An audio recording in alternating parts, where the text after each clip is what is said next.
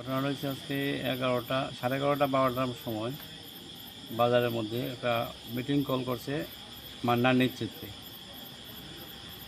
Meeting call করছে 11টার দিকে। তো বাজারে কিছু আমরা যেহেতু পুরাতন কমিটি আছি বা পুরাতন কমিটির প্রেসিডেন্ট আমি, তো আমরা কোনো কিছু না জানাইয়া নতুন করে মিটিং করছে, মিটিং করে নতুন কমিটি বানাইছে। তো পুরাতন কমিটি ভাঙছে না, না ভাঙাতে না ভাঙে নতুন কমিটি করাতে আমরা কয়েকজনের বাধা দিচ্ছি যে আজকে কোনো বাজারে মিটিং হইতো না, মিটিং হলে নেক্সট পরবর্তী সময়ে মিটিং হইব।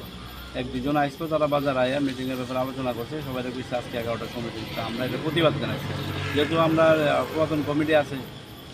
জানুয়ারি মাসের নতুন কমিটি হয়েছে, 2024 জানুয়ারি মাসে নতুন কমিটি হয়েছে। তো যেহেতু 4 মাস হয়েছে নতুন কমিটি, পুরো আবার এখন করে আবার কিসের কমিটি হয়। তো আমরা এটা প্রতিবাদ জানাইছি যে না, এখন কোনো কমিটি হইতো না, হইলে কথাবার্তা কো, আবার বইয়া কথাবার্তা কইয়া অফিসের কথাবার্তা কইয়া তারপরে কমিটি হইব।